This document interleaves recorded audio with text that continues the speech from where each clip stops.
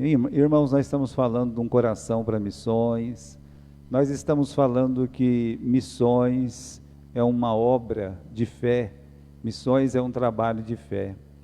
E uma das primeiras coisas que nós falamos sobre missões foi que são três coisas principais em missões, né? O joelho dobrado, mãos generosas e pés formosos, tá?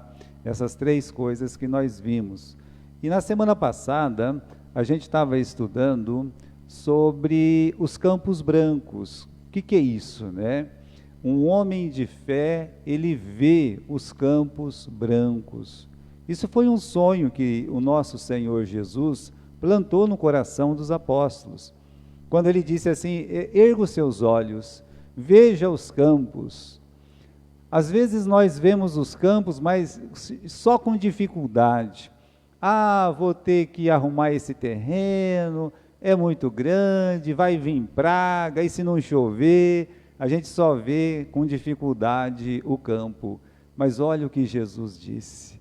Ele disse: ergam os seus olhos e olhe os campos, eles já estão brancos, ou seja, eles já estão maduros. Na verdade, o que Jesus queria fazer é plantar esse sonho no coração dos apóstolos, e os apóstolos plantar esse sonho no coração daqueles que eles iam discipular.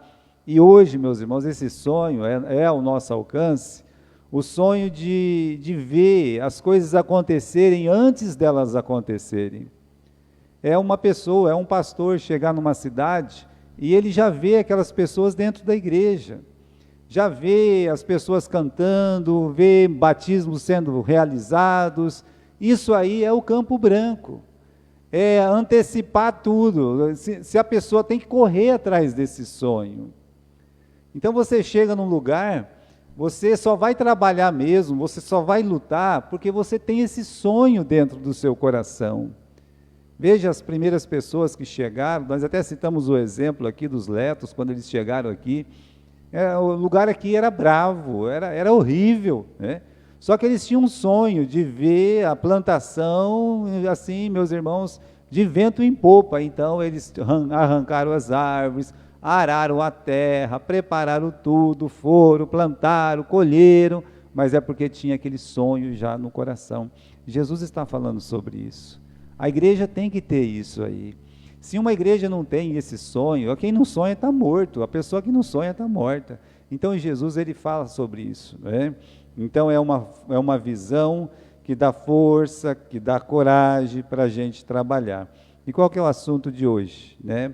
Vamos voltar aqui, sobre os joelhos dobrados. Eu quero falar nesse domingo e no próximo domingo sobre os joelhos dobrados. Nesse domingo, eu gostaria de falar. Os joelhos dobrados simboliza oração para missões. Só que orar para Deus trabalhar em mim ou em você. Uma oração em prol de nós mesmos. Mas como é que pode isso aí? Não, isso é o que precisa. Isso é fundamental. Quando a gente vai orar para missões, começar a orar para onde? Vou orar lá para o missionário. Calma lá. Então, vamos aprender aqui, cada coisa no seu lugar.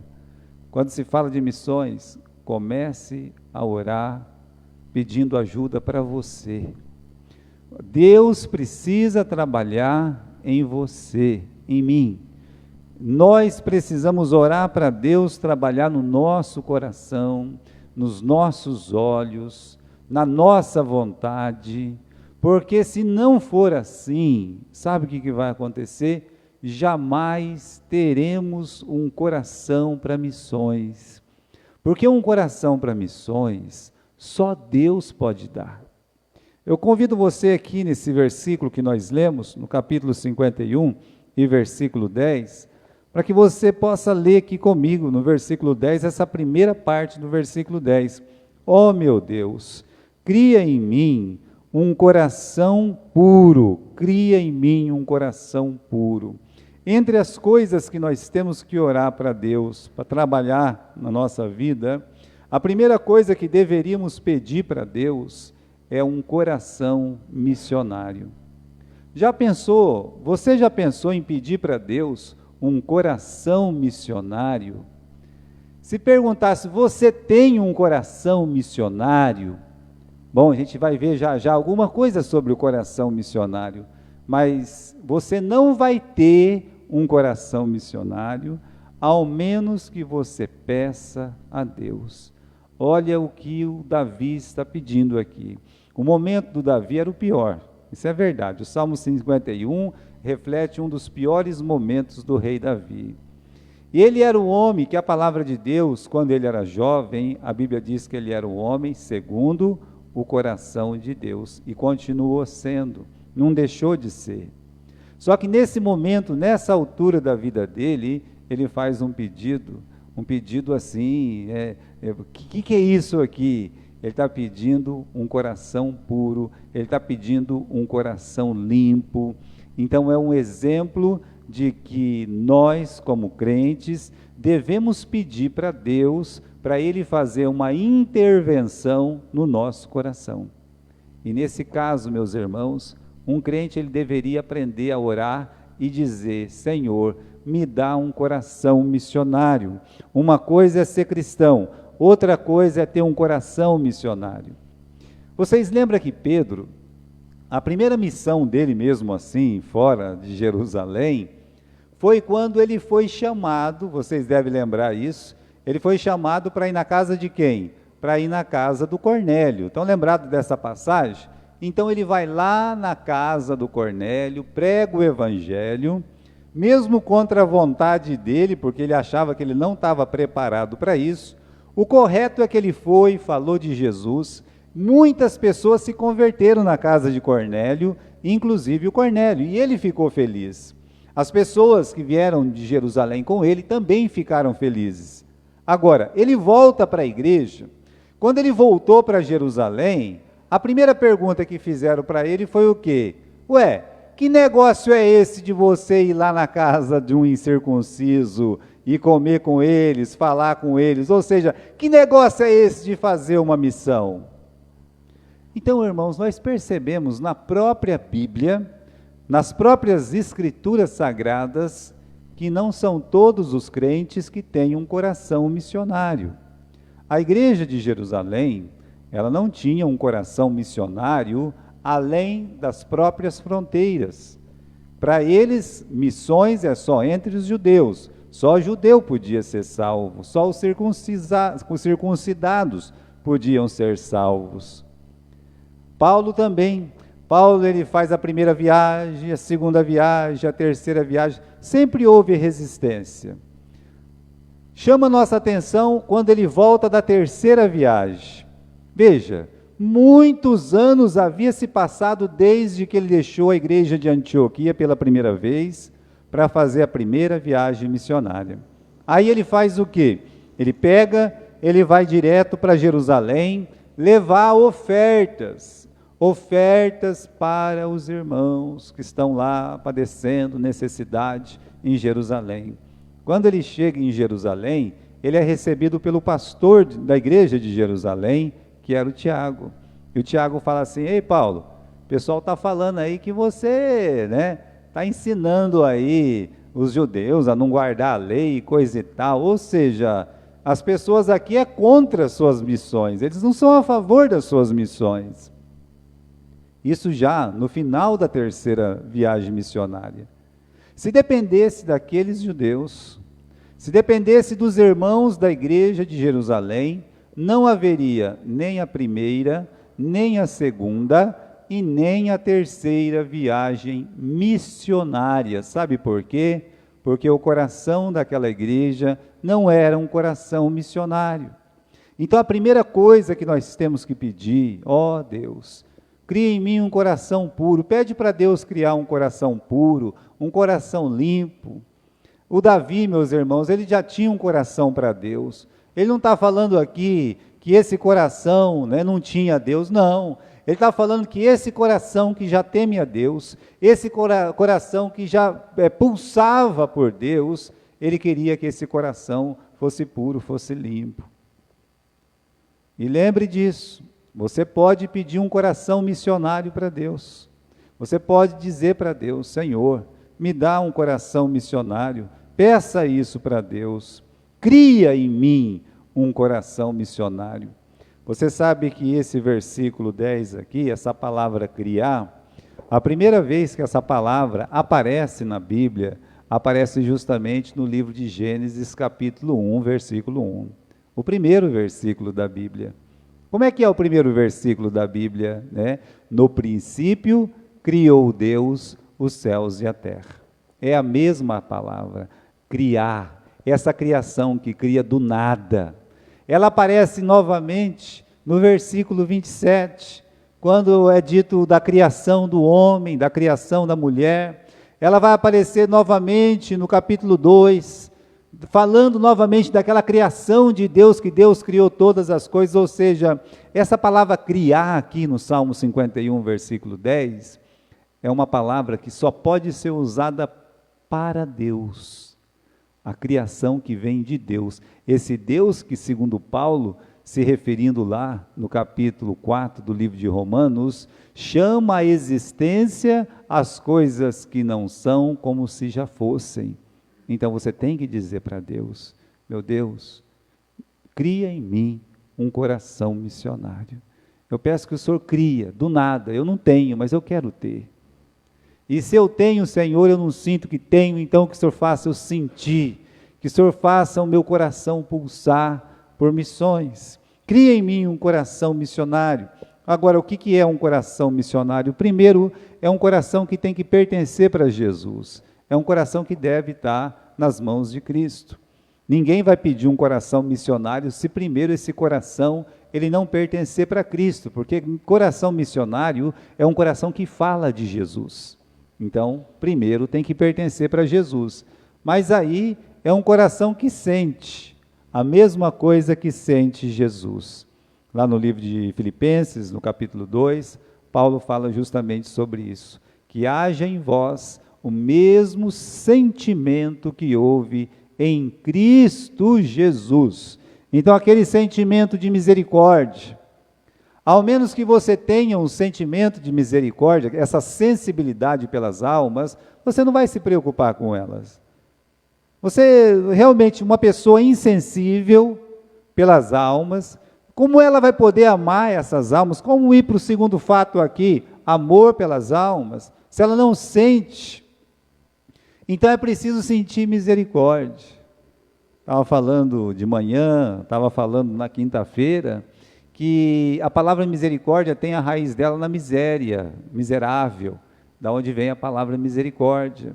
Então, irmãos, nós temos que ter esse coração cheio de misericórdia. Por isso que diz: sede misericordiosos, como misericordioso é o vosso Pai que está nos céus. Mas isso, meus irmãos, em outro livro, o livro de Mateus já é diferente, diz: sede perfeitos, como perfeito é o vosso Pai que está no céu. Então, um coração misericordioso é o que mais se aproxima da perfeição de Deus. Quando você sente uma tristeza profunda, porque almas estão indo para o inferno. Tem aquele hino que nós cantamos: não me falaram de Cristo. Ah, não me falaram de Cristo. Então veja a obrigação que nós temos de ter misericórdia das almas, falar de Jesus para essas almas. Uma outra coisa é que nós devemos amar essas almas, sentir misericórdia, pena, mas sentir amor por elas, amar como Jesus amava essas almas. Jesus, ele olhava para as pessoas, ele amava as pessoas.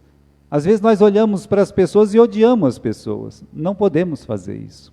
O cristão, ele não pode fazer isso. Ele tem que olhar para as pessoas e ele tem que amar essas pessoas. E aí, meus irmãos, tem que ter amor pelo reino de Deus, porque uma das coisas interessantes que um coração missionário faz é trabalhar pelo reino. Então, ele não quer apenas que as almas sejam salvas, é um investimento que ele faz no reino de Deus. Ele vê como um todo. É por isso que ele ajuda missões, às vezes, de diversas formas. E muitos missionários ao mesmo tempo, porque ele vê o reino de Deus, ele se satisfaz pelo reino de Deus. É um coração dilatado, né? Coração dilatado esvazia-se de si mesmo para poder dizer como Paulo: olha, ô Coríntios, o meu coração está dilatado por vós. É um coração que cabe o mundo inteiro, porque um coração dilatado é aquele coração aberto para todos. É tipo um coração de mãe, né? Diz que coração de mãe sempre cabe mais um. Essa é a palavra aí, o ditado popular. Então, o coração missionário sempre está em busca de mais uma alma. Esse é o coração missionário. Então, voltando aqui para os Salmos, capítulo 51, versículo 10, peça para Deus, faça como fez aqui o Davi: cria em mim, ó Deus, um coração puro, um coração missionário. Então, você pode pedir para Deus criar esse coração em você. Não tem problema nenhum se o seu coração é duro, não tem problema se o seu coração ele não consegue enxergar como Jesus enxergava, se ele não tem misericórdia, se ele é mais duro um pouco, se ele é sem amor, né? Olha, eu digo uma coisa: se você pedir para Deus, Deus cria em mim, Ele vai criar. Deus, Ele ouve as nossas orações. Esse é o primeiro pedido que nós deveríamos fazer para Deus: cria em mim um coração missionário. Uma outra coisa, irmãos, eu quero abrir agora no livro de Marcos, no capítulo 6 e no versículo 34. Essa é a passagem da multiplicação dos pães, contada pelo Marcos. Marcos, capítulo 6 e versículo 34. Então Jesus, aqui, saindo, ele viu uma grande multidão e teve compaixão deles, porque eram como ovelhas que não têm pastor, e começou a ensinar muitas coisas. E como o dia já fosse muito adiantado, os seus discípulos se aproximaram dele e lhe disseram: o lugar é deserto, o dia está muito adiantado. Despede-os para que vão aos lugares e aldeias circunvizinhas e comprem pão para si, porque eles não têm o que comer. E Jesus respondendo disse: dai-lhes vós de comer. Aqui no versículo 34, diz que Jesus, saindo, ele viu, ele olhou uma grande multidão e teve compaixão deles.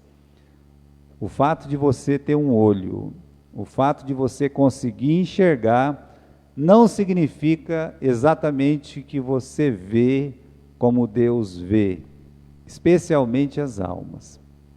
Esse é um caso clássico da visão diferente que Deus tem quando nós falamos de visão de Deus com a nossa visão. Olha, Jesus, ele está no mesmo lugar que os apóstolos, na mesma situação com que os apóstolos, diante das mesmas pessoas que os apóstolos. Está tudo igual aqui. O que vai mudar? A visão vai mudar. Então você tem que enxergar o que Deus enxerga. Por isso, o segundo pedido de oração deveria ser: Senhor, abre os meus olhos. Eu quero ter os olhos abertos. Nós temos um personagem na Bíblia, Balaão. Ele é chamado o profeta dos olhos abertos, o homem dos olhos abertos. Era a pessoa mais cega do Velho Testamento. Ele não conseguia ver o anjo ali de Deus na frente dele, mas ele se achava o homem dos olhos abertos. Não conseguia enxergar nada. Por quê? Porque ele não conseguia enxergar como Deus. Então Jesus, ele está ali ensinando aquelas pessoas. A palavra de Deus diz que a primeira coisa que ele fez, antes de qualquer coisa, foi erguer os olhos, olhar para as pessoas e ter compaixão daquelas pessoas. Olhos compassivos, olhos que veem a necessidade.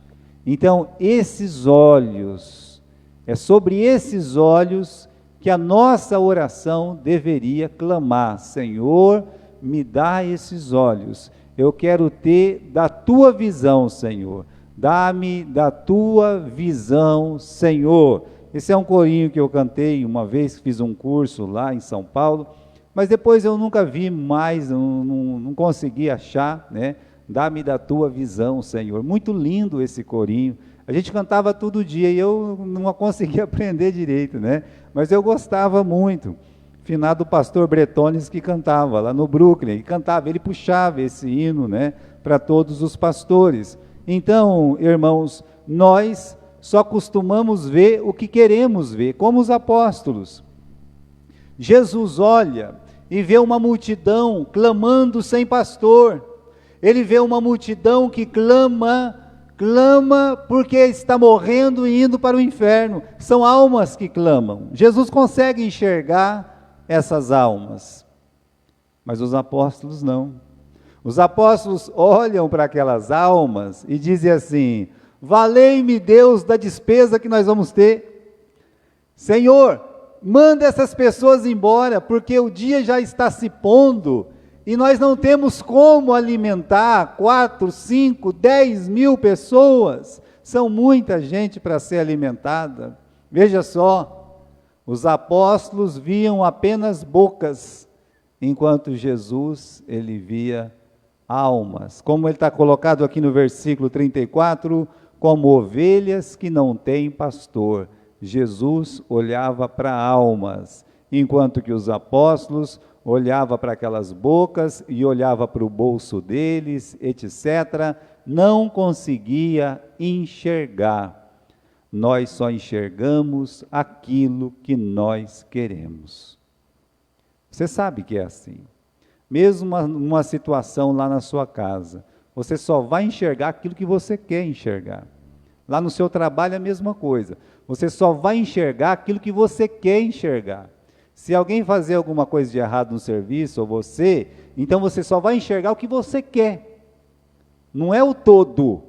Dificilmente isso acontece. E aí você tem a sua opinião, a pessoa tem outra opinião, e aí vai aquela brigueira toda. Porque é a forma que você vê a situação, é a forma que você vê as coisas. Agora repare bem, que diferença de Jesus e os apóstolos, estando na mesma situação, estando no mesmo lugar, diante das mesmas pessoas, Jesus vê as almas e os apóstolos não. Então, é desses olhos que nós estamos falando aqui. Peça para Deus abrir os seus olhos. O apóstolo Paulo, no Salmo 119, ele fala exatamente isso: Senhor, abre os meus olhos, Senhor. Esse Davi é um espetáculo, né? Ele pede para Deus dar um novo coração, mas ele pede também para que Deus abra os seus olhos. Senhor, abra os meus olhos para ver as tuas maravilhas. É o que diz o Salmo 119, versículo 18. Então, um pedido de abertura dos olhos. Você pode estar cego para a necessidade das almas. Você pode estar cego para as necessidades dos próprios irmãos na igreja, da própria igreja. Você pode estar cego. Mas veja, esse é um pedido de oração. Nós vamos pedir para Deus: Deus, me dê um coração missionário. Deus, eu peço que o Senhor abra os meus olhos.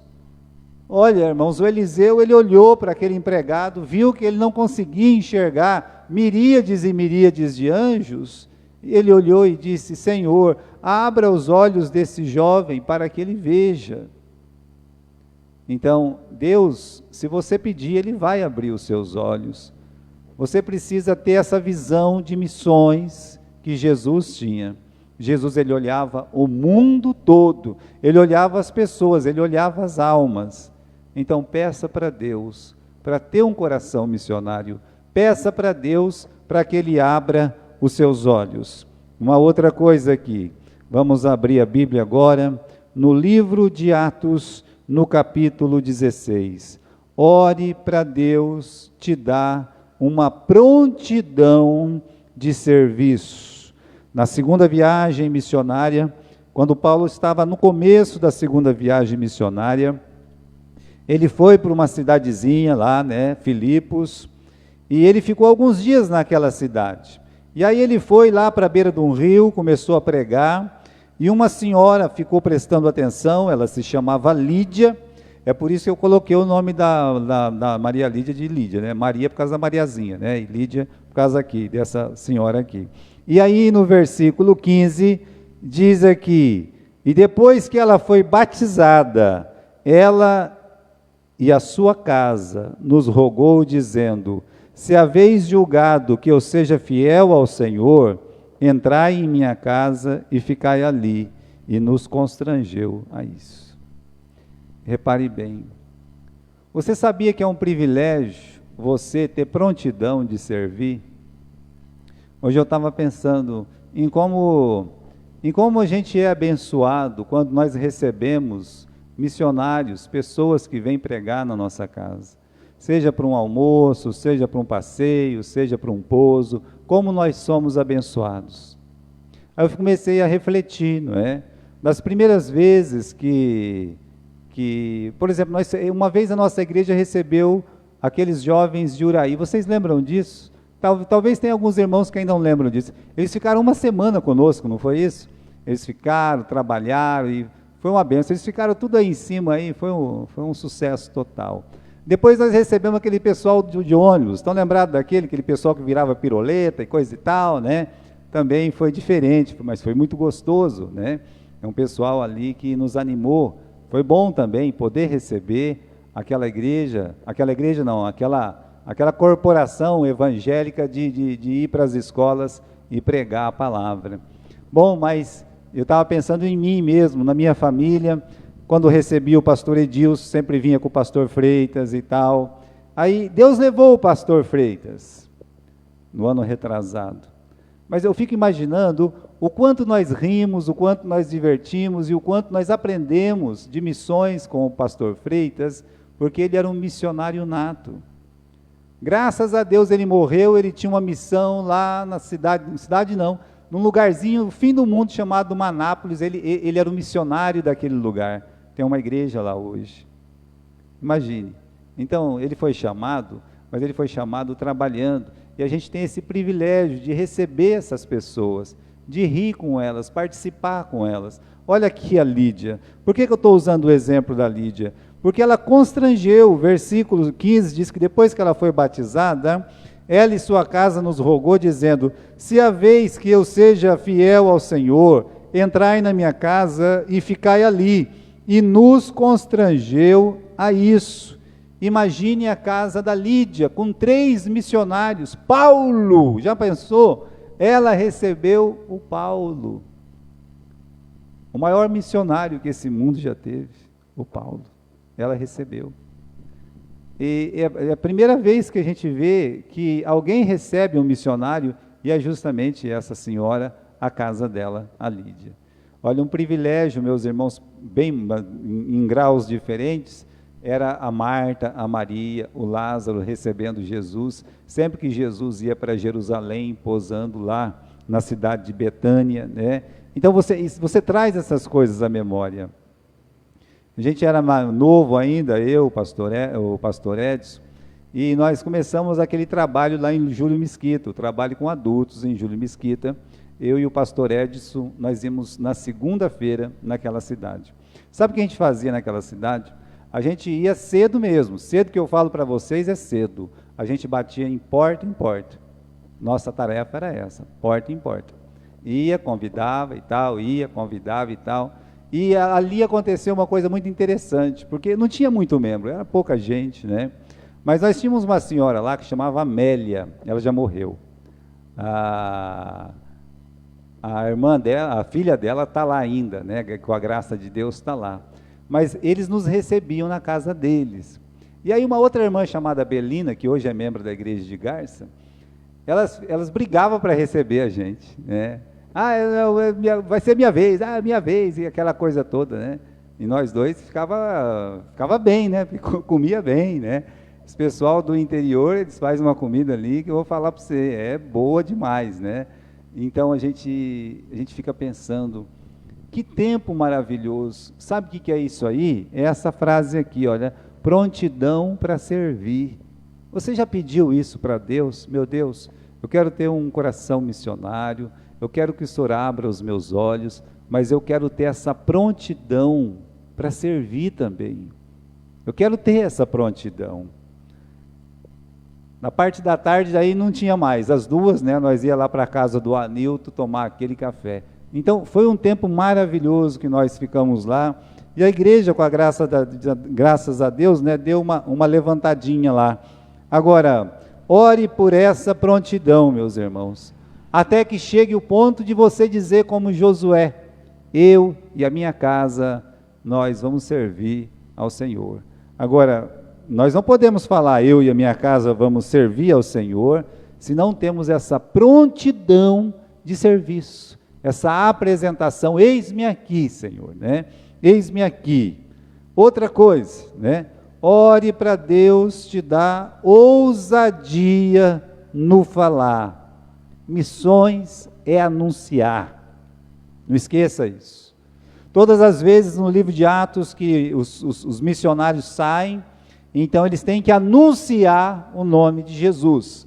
Bem, se eles vão lá para a ilha de Chipre, eles anunciaram o nome de Jesus. E aí aquele procônsul Sérgio Paulo se converteu. Depois eles foram para outro lugar. Eles foram para Antioquia, depois de Antioquia foram para Icônio, depois de Icônio foram para Listra, depois de Listra foram para Derbe. Em todos os lugares é dito que anunciavam o Evangelho, anunciavam poderosamente o nome de Jesus. Falar, mas não é uma tarefa tão simples, não é não. O ser humano, ele costuma ser travado. Como assim travado? Ele não consegue muito. Quer ver? A gente, assim, eu já estou há muito tempo pregando, então eu já não, assim, eu sou tímido, mas eu sou menos tímido do que quando eu comecei, né? Minha primeira pregação, eu tinha que fazer uma apresentação lá no seminário, cada um fazia um dia. Na minha vez eu fiquei mudo, eu não falei nada, né? Fiquei mudo, passou uns 2 minutinhos, o pastor disse: senta, fica quieto aí, tá, vai outra pessoa e coisa e tal, né? Mas travou, né? Mas eu estava preparado, eu sempre me preparei, mas aquele dia eu não consegui, não deu certo, né? Então o ser humano, ele costuma ser travado, timidez, vergonha, medo, trava mesmo. Eu sei que trava, não tem jeito, irmãos. Então eu queria abrir a Bíblia com vocês, aqui no Atos mesmo, Atos capítulo 4 e versículo 29, até um versículo que nós estudamos de uma forma detalhada na escola bíblica dominical, capítulo 4, versículo 29, quando os apóstolos, eles estão orando, tá? Estão orando a Deus, e aí eles dizem: agora, ó Senhor, olha para as ameaças, tá? E concede aos teus servos que falem com toda ousadia, a tua palavra. Eles foram orientados pelos saduceus, pelos chefes religiosos, a não falar o nome de Jesus. Vocês estão proibidos de falar desse nome aqui na cidade de Jerusalém. E aí eles foram açoitados e tirados de perto, e saíram, voltaram para a igreja, comunicaram à igreja, começaram a orar. E qual é o pedido? Os joelhos estão dobrados ali naquela igreja. Qual é o pedido? Bem, um dos pedidos deles é esse aí no versículo 29. Concede aos teus servos que falem com toda ousadia a tua palavra. Senhor, eu quero ficar livre da timidez. Nós somos tímidos. O ser humano ele é inibido, não tem jeito. Eu quero ficar livre, Senhor, da vergonha. Ai, que vergonha de ir lá entregar uma folhinha. Ai, que vergonha de entregar o papel da igreja, que vergonha. Sabe, isso acaba sendo uma coisa do inimigo mesmo, de Satanás, do diabo, O medo. Às vezes a gente tem medo, o medo da recusa, o medo da pessoa falar não. E acredite, eles vão falar não. São propósitos, irmãos. Quando você vai, em Galha eu fazia a mesma coisa. Em Galha eu tinha uma ordem de entrega de folhinhas, né? O pastor João, ele me mandava 1.100 propagandas todo mês. Me mandava lá de Uraí, eu recebia aqui. Por que 1.100? Porque juntando as casas de Galha, mais o pessoal que morava em sítio e fazenda dava 1.000 e pouquinho, então ele me mandava 1.100. Ele falou assim, ó, quantos você precisa? Eu ia, porta, e sabe o que as pessoas faziam?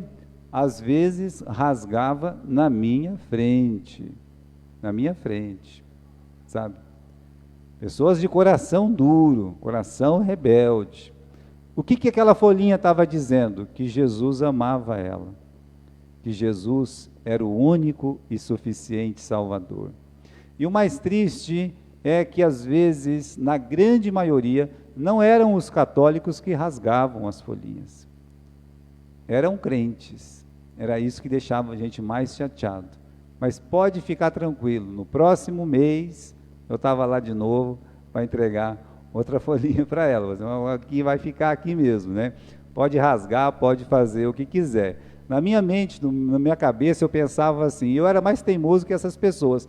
Eles vão dar conta para quem? Eles vão dar conta para Deus eles vão dar conta. E se você acredita que era difícil aparecer pessoas na igreja, muito difícil aparecer pessoas na igreja. Aí uma vez veio uma pessoa, né?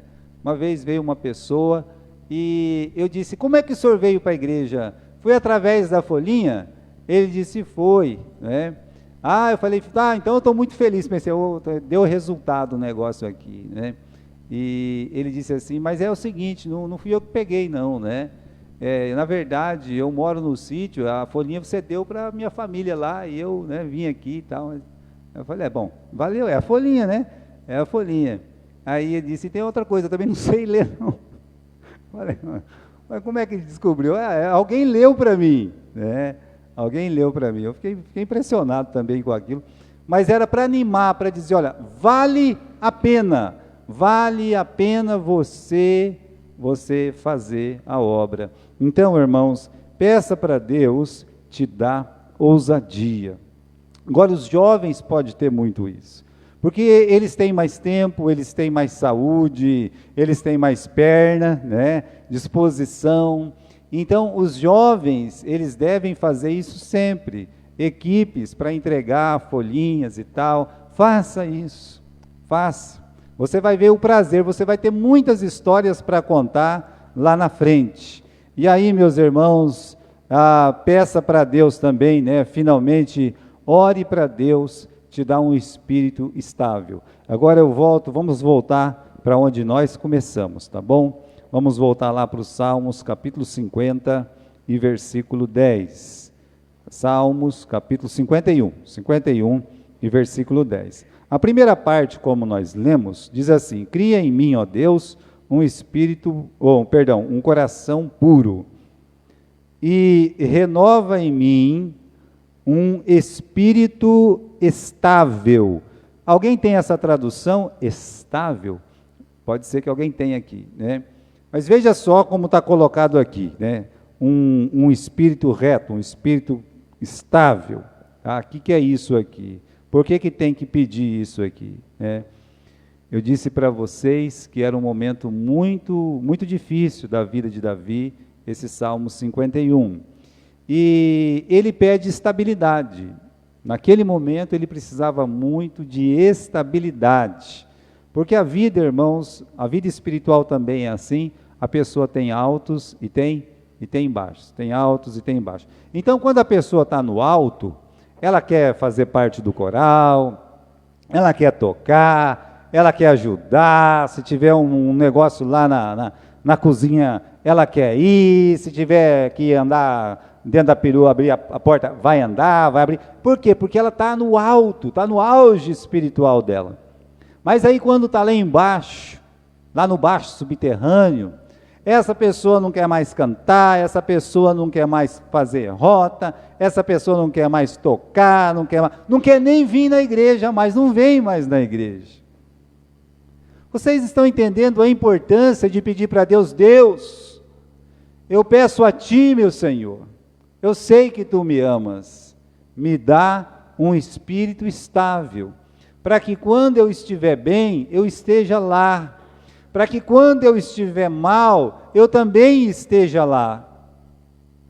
Porque na situação que o Davi estava vivendo, ele poderia fazer o que muita gente já fez. fui, para mim já deu. Não é assim que as pessoas fazem? É porque não tem um espírito estável. Isso não é para qualquer um. Isso é para um Davi. Isso é para um Davi, mas não é para qualquer um. A igreja tem que ter um espírito estável para missões. Veja, pastor Celso, agora esse ano, vai fazer 20 anos que a igreja ajuda ele. Sabia disso? 20 anos. E o pastor Edson, 19. Pastor Silvio. Nós nunca deixamos de ajudar esses irmãos. Estabilidade. A igreja tem que ter estabilidade. Tem aquele, eu acho, o pastor João uma vez, ele fez uma peça, e a peça, uma pessoa ia descer dentro do poço, né? E é o pessoal de Cornélio que fez essa peça, do seminarista de Cornélio. Não lembro muito bem, mas mais ou menos foi assim. Uma pessoa descia dentro do poço, tá? Esse era um missionário. E 4, 5 irmãos ficavam segurando a corda, entende? Ficava segurando a corda lá enquanto o camarada está descendo lá dentro do buraco. Aí os 5 tão fortes, oba, vamos segurar a corda, vamos segurar a corda. Aí um deles fala assim, né? Eu comprei uma televisão nova, não vai dar para mim ajudar esse mês. Solta a corda, só fica 4, né? E aí cada um dos 5 vai tendo uma outra prioridade. E aí então, quando o último solta, o que acontece? O camarada cai e se esborracha lá para baixo. É uma boa peça, mas é uma peça que ilustra a instabilidade missionária, de muitas igrejas, que elas começam ajudando uma pessoa, e aí, meus irmãos, ela vai parar, né? Então, algumas pessoas, elas são necessárias para a igreja, principalmente aquelas que estão mais longe e precisam mesmo. Então a igreja tem que ver essa necessidade. Às vezes a pessoa realmente não precisa mais, então a igreja corta tal, e a pessoa nem se incomoda, porque sabe que não está precisando. Mas as pessoas que precisam, a corda não pode ser, temos que segurar essa corda. É nesse sentido que ele está pedindo, peço a ti, Senhor, que o Senhor me dê estabilidade. Quando as coisas estiverem bem, que eu esteja estável. Mas quando tudo estiver mal, quando eu estiver mal, então eu peço que o Senhor me dê estabilidade. A pessoa precisa. Você precisa. Então veja esses pedidos de oração, meus irmãos. Peça para Deus trabalhar na sua vida, né? Nós temos aquele cântico, ô Senhor, né? Me quebra, né? O camarada não se quebra para nada, mas ele está cantando para Deus quebrar ele. Mas olha, uma das frases é, pega a minha vida e faça de novo. Eu quero que o Senhor faça tudo de novo, né? Quero ficar bonito. Bem, então, ore para Deus trabalhar em você, olha, para te dar um coração missionário, para colocar esse colírio espiritual nos seus olhos, para você ter essa visão de necessidade de missões, como Jesus ele tinha, uma prontidão para servir, tão necessária, meus irmãos, essa prontidão para servir, essa ousadia, né? Ousadia para ir pregar a palavra de Deus, esse espírito estável. Então, você pode orar para Deus. Então, hoje, a nossa intenção é falar isso para vocês. As missões não começam no outro, começa em mim. Eu tenho que orar para Deus para mim. Senhor, eu quero ser essa pessoa que tem um coração para missões. Eu quero ter um coração missionário. Então peça para Deus, ore para Deus. Eu não consigo enxergar, Senhor, como o Senhor enxerga, eu não consigo. Então, põe esse colírio maravilhoso da Tua graça nos meus olhos. Senhor, eu não consigo ajudar, eu tenho pouca vontade. Então, me dê prontidão, Senhor, para ser uma pessoa que nem a Lídia, sabe? Eu quero ter prontidão de serviço. Senhor, eu sou tímido, eu sou uma pessoa que eu sou inibida. Eu queria ajudar mais com palavras, com ações. Então peça para Deus, Senhor meu Deus, eu peço que o Senhor possa tirar essa timidez de mim. Senhor, às vezes eu estou bem, às vezes eu não estou bem. Às vezes acontece uma coisa comigo, ou com outras pessoas, ou com a minha igreja. Então, Senhor, me dá um espírito estável. Olha como isso é importante para ganhar uma alma. Que tudo que Jesus Cristo quer de uma igreja, da nossa vida espiritual, é que a gente ganhe almas. É isso que Deus quer. Deus quer que eu, você, que essa igreja, especialmente essa igreja, tenha um coração missionário. Quer que essa igreja ganhe almas. Para isso, irmãos, tem que ter esse tipo de coração. Nossa igreja tem sido muito abençoada por Deus. Poucas igrejas em Marília já fez o que essa igreja fez em tão pouco tempo.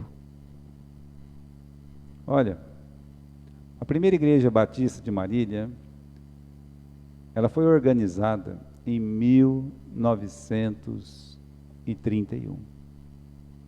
A segunda igreja batista de Marília é de 1970. Sabe quantos anos passou? Quantos anos? 40 anos. Esse ano,